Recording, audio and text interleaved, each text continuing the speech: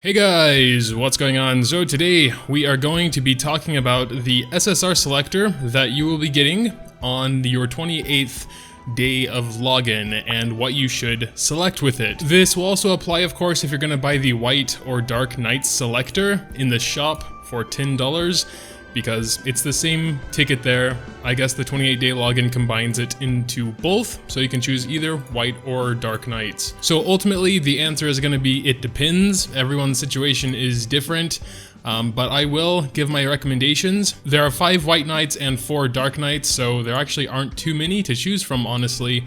So from the White Knights, my easy recommendation is obviously Ramuh here. She is one of the best supports ever. She's just really good. I even prefer her over Rue in some cases, even though Rue is also an amazing healer. Rue's, I would say, better for PvP. Ramuh's better for PvE. It depends on the situation, but if you're not over flooded with supports, then definitely Ramuh should be the option here.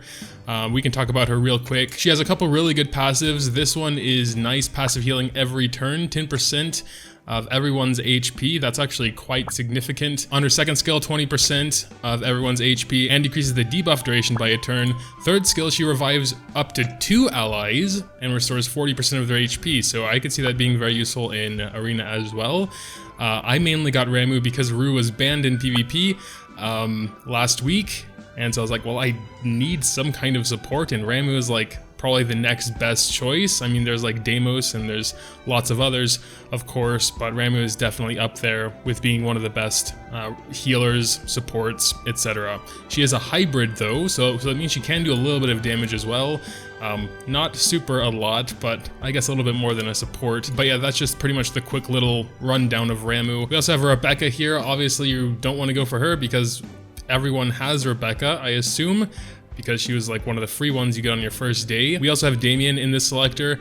His second skill is pretty decent, 50% chance for a 2-turn stun. It is only 1 target though, so He is a fire attacker, but honestly there are tons of fire attackers, and I think a lot of people have Morrigan because she was guaranteed after 10 pulls in one of the first banners. So I think Morrigan definitely outclasses this guy regardless. He's also quite weird in that he needs to be built with a lot of evasion because both of his passives sort of play off of that. His main passive will make him immune to damage when he evades, and then his level 60 hero talent will give him an attack boost when his first passive procs. We also have Marduk here, a water tank. Honestly, he doesn't sound super interesting. Both of his passives are quite selfish, and I would think for a tank, it should all be about the rest of your allies, not so much yourself. But I mean, he'll activate Resolve upon taking fatal damage, he'll increase his own defense and restore some of his own HP, and then his level 60 hero talent, like immunity buffs here when his main passive is activated, so it doesn't really help the rest of his team out, just mainly himself. He can taunt, of course, with his second skill. He can taunt with his first skill. 30% chance is pretty low, but I guess you could increase that with one of the other hero talents. Then again, you can do that with all tanks, so it's nothing super special. This one will increase all allies' death by 15%, which, isn't super a lot. You can get 10% just from a 2 rune set, and I know you're not going to be doing that for like attackers and such, but it just doesn't seem like that much. And his third skill does have a AoE 35% chance to stun for 1 turn if the target is taunted. And you have a 25% chance to taunt everyone over here. So I don't know. He just seems like maybe if you really need a water tank for a really hard fireplace, okay. He's just kind of niche. And I don't think if you have already a limited amount of SSRs, he would be a very good choice. And finally, we have Sinclair here. He actually sounds pretty interesting. Mainly due to his level 60 hero talent, where he has a 75% chance to apply Looming Death to the target for 2 turns upon using Bluster, which is his first skill, when the caster's HP is 50% or less. So I think in a lot of cases this won't really help, because once they're already 50% or less, and then it takes 2 turns for the Looming Death to apply and actually kill them, I think in most cases it wouldn't really help that much, because usually when I'm applying Looming Death in something like Arena, a lot of the time they just end up dying before Looming Death actually happens. But some places I can see this being very useful is, for example, the first stage of the Taio Advent with that first guy, which has like 1 billion HP. Getting him down to 50% will already take a long time unless you have some sort of special strategy to instant kill him.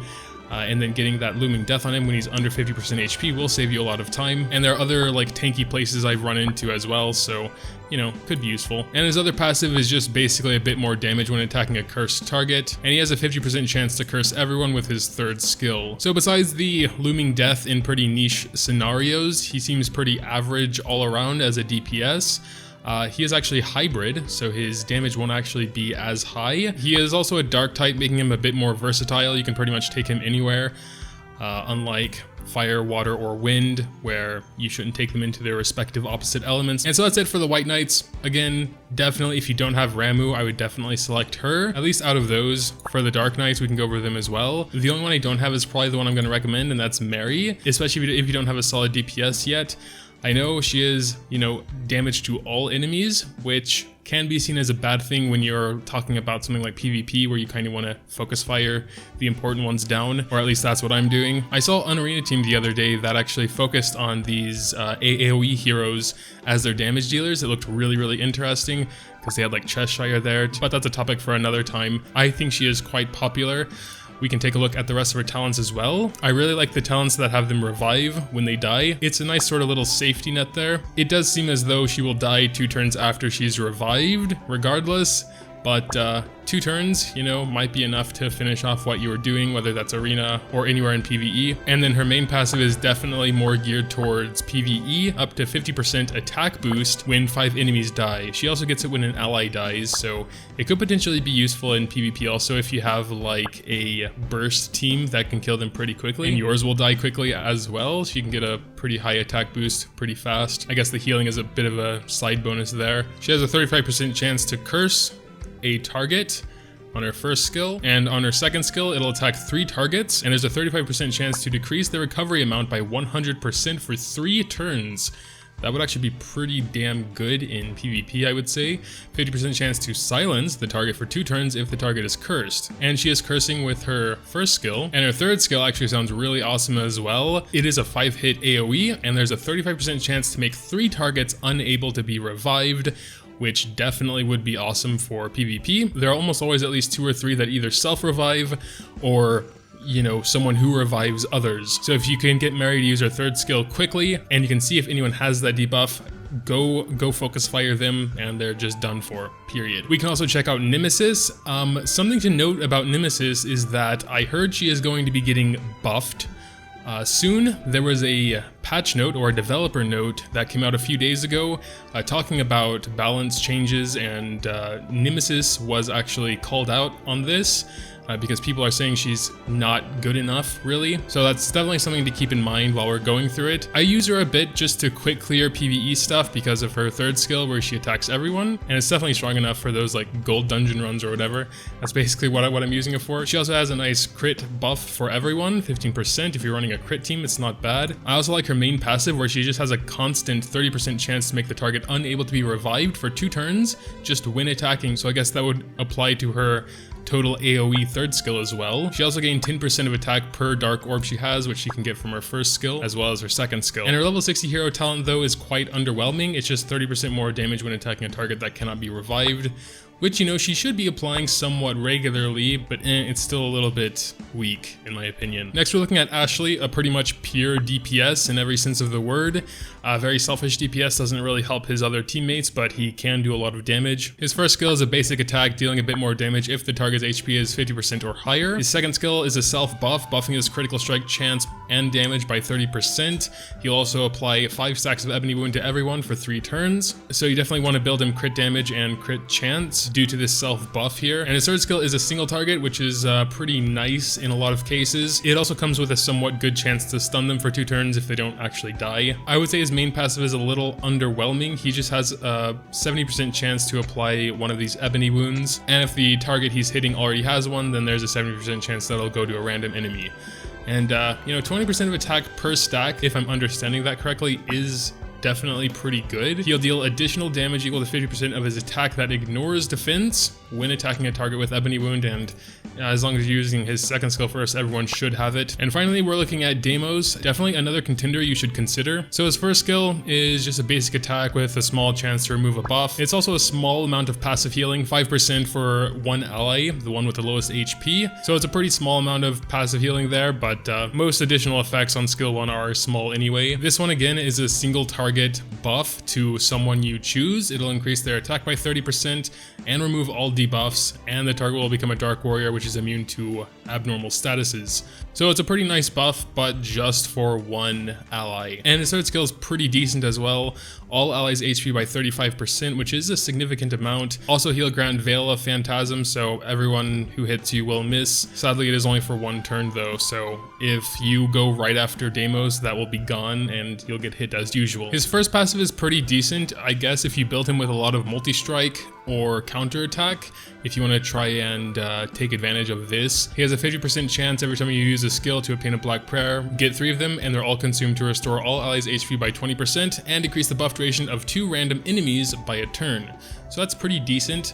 Again, though, 50% chance, so average, he'll have to attack 6 times. So multi-strike and counter-strike would be pretty good to get those a bit faster. And his level 60 hero talent's quite nice as well. Pretty self-explanatory. If an ally dies, they'll be revived by him and become a Dark Warrior, which is pretty much his second skill. So now that I've done little mini reviews on all 9 of the heroes, we can talk about who I would recommend. Again, if you need a support, I'm gonna have to recommend Ramuh. I know Deimos is quite good as well, just personally. I mean, I do own them both, and I just think Ramuh is a bit better for more situations. Of course, Deimos is better for other situations, so it really depends. But Ramuh with that 10% healing every turn to all allies, that's amazing. Her ability to revive 2 allies and her 100% recovery upon death is also quite amazing. So personally, if you need a support, my pick is Ramuh. And if you need a DPS, I would probably go with Mary. I would say Ashley is a close second. And then of course, Nemesis will most likely get buffed soon. She may already be buffed at the time of this recording, so who knows. But yeah, make sure to tell me what you think in the comments down below. Also, leaving a like if you did happen to enjoy is always greatly appreciated. Thanks guys, as always, for watching, and until next time.